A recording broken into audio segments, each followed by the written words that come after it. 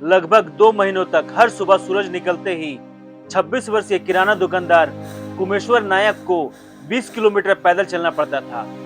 वो किसी खेत, फैक्ट्री या मंदिर नहीं जा रहे थे, वो जा रहे थे काशीपुर थाने, उसी थाने में जहां वो पहले बंद थे।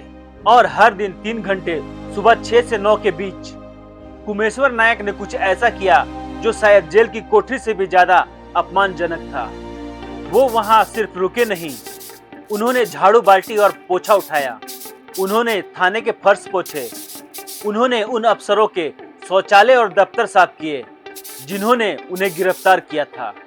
आप सोचेंगे कि यह किसी अपराधी की सजा है, लेकिन कुमेश्वर का अपराध चोरी, डकैती या हत्या नहीं था। उनका अपराध था लंदन में लिस्टेड खनन दिग्गज वेदांता के 1.7 अरब डॉलर के बॉक्साइट माइनिंग प्रोजेक्ट के रास्ते में खड़ा होना। उनका अपराध था सिजीमली पहाड़ियों को बचाने के लिए शांतिपूर्ण विरोध प्रदर्शन में शामिल होना। कुमेश्वर दलित है। उन्होंने कहा, मैं यह जरूर कहना चाहता हूं कि न्यायपालिका ने स्वयं ये जातिवादी आदेश दिया, जिससे ये सवाल उठता है कि हम कहां खड़े हैं। नमस्कार दोस्तों, आपका स्वागत है उड़ीसा में, जहां एक बहुराष्ट्रीय कंपनी से पहाड़ बचाने का संघर्ष मानवीय गरिमा के खिलाफ युद्ध में बदल गया। ओडिशा के रायगढ़ जिले के कंटमाल गांव से आज सुबह 3 बजे जो कुछ हुआ उसने पूरी मानवता को शर्मसार कर दिया है। आरोप है कि वेदांता कंपनी के प्रोजेक्ट के लिए रास्ता साफ करने के मकसद से सशस्त्र पुलिस बल ने आधी रात को पूरे गांव की बिजली काट दी और सोए हुए आदिवासियों पर बेरहमी से हमला बोल दिया। ग्रामीणों का दावा है कि पुलिस ने निहत्थे आदिवासियों पर न सिर्फ लाठियां बरसाई बल्कि उन पर फायरिंग भी की। सोशल मीडिया पर वायरल हो रहे वीडियोस में आदिवासी महिलाएं पुलिस द्वारा चलाए गए गोली के शेल्स दिखा रही हैं और अपना दर्द बयां कर रही हैं। यह पूरी कार्रवाई तब तक हुई जब पूरा गांव गहरी नींद में सो रहा था। मई 2025 से जनवरी 2026 ऐसी कम से कम 8 जमानत शर्तें जारी हुई, 6 दलितों के लिए, 2 आदिवासी के लिए। 2025 में भारत की अदालतों ने सबसे दलित जातियों को आजादी की कीमत के तौर पर पुलिस थानों की सफाई करने का आदेश दिया। क्या भारत का संविधान न्यायाधीशों को प्रदर्शनकारियों को चौकीदार बनाने की अनुमति देता है? क्या ये न्याय है या जाति उत्पीड़न पर न्यायिक मुहर? और ये लोग अपने दुश्मन के कार्यालय के फर्श पर पोछा करने को क्यों तैयार हैं? क्या बस जमानत पाने के लिए? आज हम सिजीमली खदानों में गहरे, भ्रष्टाचार में गहरे और इस लोकतंत्र की शर्म में गहरे जाएंगे, जो गरीबों को उसका पानी बचाने के लिए सजा देता है। इस शर्म को समझने के लिए हमें पहाड़ पर वापस जाना पड़ेगा। आज की लड़ाई रायगढ़ जिले के सिजीमली बॉक्साइट ब्लॉक पर है, लेकिन सिजीमली नियमगिरी पवित्र पहाड़ से मात्र 50 किलोमीटर की दूरी पर है। ये सिर्फ पत्थर नहीं है। डोंगरिया कोन जनजाति के लिए नियमगिरी उसका भगवान है। वे इसे नियम राजा कहते हैं, जो राजा उन्हें जीवन देता है। नियमगिरी आखिरी जैव विविधता हॉटस्पॉट्स में एक है, जहां बाघ घूमते हैं और जहां धाराएं हजारों लोगों को पानी देती है। यह विरोध सिर्फ कांतामल तक सीमित नहीं है, ये पूरा इलाका एक बार फिर से उबल रहा है। दोस्तों, ये कहानी है सिजीमली पहाड़ियों की, एक ऐसी जगह जहां वेदांता ग्रुप को फिर से बॉक्साइट माइनिंग करने की इजाजत दी जा रही है। वन अधिकार अधिनियम कहता है कि बिना ग्राम सभा की स्वतंत्र, सूचित और निष्पक्ष सहमति के कोई खनन नहीं हो सकता। इसलिए वेदांता और उड़ीसा सरकार ने दिसंबर 2023 में एक ग्राम सभा बुलाने का फैसला किया और यहाँ हेराफेरी कला बन गई। हाल ही में काशी सेवानिवृत्त वरिष्ठ नागरिक अधिकारियों ने राष्ट्रपति को एक विस्फोटक खुला पत्र लिखा। उन्होंने इसे नकली सहमति कहा। उन्होंने आरोप लगाया कि बैठक में गैर निवासियों ने भाग लिया, नाबालिग और मृत लोगों को उपस्थित गिना गया। यहाँ तक कि जब स्थानीय लोगों ने विरोध किया तो पुलिस अपने लोगों को ले आई ताकि फोटो खिंचवाकर सबूत बनाया जा सके। ये 81 अधिकारी कहते हैं कि ये आदिवासी भूमि का अवैध विस्थापन है। उनका कहना है कि राज्य सरकार ने न केवल 2013 के मिसाल को नजरअंदाज किया, बल्कि संविधान के अनुच्छेद 39 का उल्लंघन किया, जिसके तहत राज्य को यह सुनिश्चित करना है कि देश में पैसा या संसाधन सिर्फ कुछ ही अमीर लोगों या परिवारों के पास जमा न हो, बल्कि उसका फायदा समाज के सभी वर्गों को मिले। दिसंबर 2025 में पर्यावरण मंत्रालय ने इस धोखाधड़ी रिकॉर्ड के आधार पर चरण 1 मंजूरी दे दी। और फिर क्या हुआ? राज्य ने सशस्त्र पुलिस भेज दी कांतामल गांव में। जब आदिवासियों ने 3 किलोमीटर पहुंच सड़क बनाने से रोकने की कोशिश की तो पुलिस ने गोलियां चलाई। 70 से अधिक आदिवासी घायल हुए। इसलिए लोग वापस विरोध में आ गए शांतिपूर्वक। वे सड़कों पर बैठ गए, पोस्टर पकड़े मशीनरी ब्लॉक की। हम खनन नहीं चाहते, हम अपना पानी चाहते हैं। लेकिन जब आप कारपोरेशन के मुनाफे पर हमला करते हैं तो राज्य की मशीनरी आपके खिलाफ हो जाती है। और यहाँ पर सीजेमली ने प्रदर्शनकारियों के खिलाफ एक नया हथियार इस्तेमाल किया, झाड़ू।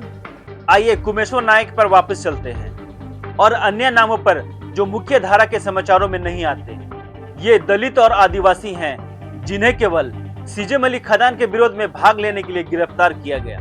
आर्टिकल 14 के एक विस्तृत जांच के अनुसार मई 2025 और जनवरी 2026 के बीच उड़ीसा उच्च न्यायालय और रायगढ़ जिला अदालत ने ये सफाई शर्त लगाई। आदेश विशेष थे। 28 मई 2025 को न्यायमूर्ति SK पनिगरी ने आदेश दिया, याचिकाकर्ता हर सुबह 6 से 9 के बीच काशीपुर पुलिस स्टेशन की सफाई करेगा। एक दलित आदमी पुलिस स्टेशन की सफाई कर रहा है। वही संस्था जिसने उसे गिरफ्तार किया, सामाजिक कार्यकर्ता शरण्या नायर ने आर्टिकल 14 से कहा, ये जमानत शर्त उच्च न्यायालय के और रायगढ़ सेशन न्यायालय के न्यायाधीशों के दलित और आदिवासी समुदाय के प्रति जातिवादी मानसिकता को दर्शाती है।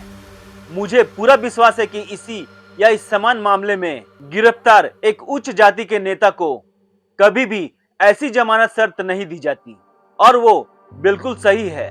कल्पना कीजिए कि कोई कॉर्पोरेट CEO विरोध करने के लिए गिरफ्तार हुआ, क्या कोई न्यायाधीश उसे मैनुअल एस्क्वेजिंग ड्यूटी देगा? कभी नहीं। ये अवैध क्यों है? आइए संविधान देखें। अनुच्छेद 23 जबरन श्रम और मानव तस्करी पर संवैधानिक रोक। किसी को आजादी के शर्त के रूप में पुलिस थाना साफ कराने के लिए मजबूर करना जबरन श्रम के मौलिक अधिकार का उल्लंघन है। अनुच्छेद 14 कानून के समक्ष समानता। आदिवासी और दलितों के लिए एक विशेष जाति आधारित शर्त बनाना जो दूसरों पर लागू नहीं है, यही भेदभाव की परिभाषा है। अनुच्छेद 21 गरिमा के साथ जीने का अधिकार। ये सबसे महत्वपूर्ण है। सुप्रीम कोर्ट ने बार बार कहा है कि गरिमा जीवन के अधिकार का अभिन्न अंग है। उड़ीसा सरकार का दावा है कि कानून और व्यवस्था की चिंता है क्योंकि विरोध हिंसक हो गए। पुलिस के घायल होने का दावा है, लेकिन अगर कोई प्रदर्शनकारी कानून तोड़ता भी है तो सजा उचित प्रक्रिया के बाद अदालत द्वारा तय की जाती है, न कि एक समुदाय को उनके दोषी ठहराए जाने से पहले अपमानित करके। ये सूप किचन में सामुदायिक सेवा नहीं है। ये एक दलित मनुष्य को अपने उत्पीड़कों का घरेलू नौकर बनाने के समान है। ये सफाई तक ही सीमित नहीं रहा। जब इन गांव के आदिवासियों ने अपना जीने का अधिकार जताने की कोशिश की तो राज्य ने कड़ी कार्रवाई की। सीजेमली को बचाने का आंदोलन विशाल है। इसमें सिर्फ डोंगरिया कोंद ही नहीं बल्कि संथाल और अन्य आदिवासी समूह भी शामिल हैं। उन्होंने पहाड़ियों के प्रवेश द्वार पर एक अस्थायी गेट बना दिया है जिससे सड़क बंद हो गई है। वे खुद वेदांता अधिकारियों को खनन स्थल तक जाने से रोकते हैं। इसके जवाब में पुलिस ने एक ही झटके में 40 ग्रामीणों को गिरफ्तार कर लिया। उन पर झूठे मामले दर्ज किए गए। दंगा करना, सार्वजनिक कर्मचारियों पर हमला करना। उनमें से कई अनपढ़ किसान और वनवासी महीनों तक जेल में सड़ते रहे। लेकिन यहाँ दुख है, ये आदिवासी अपने अस्तित्व के लिए यहाँ लड़ रहे हैं। सीजेमली पहाड़ियाँ उनके नदियों का स्रोत है। अगर वेदांता पहाड़ से 311 मिलियन टन मिट्टी निकाल लेती है तो पानी कहाँ जाएगा?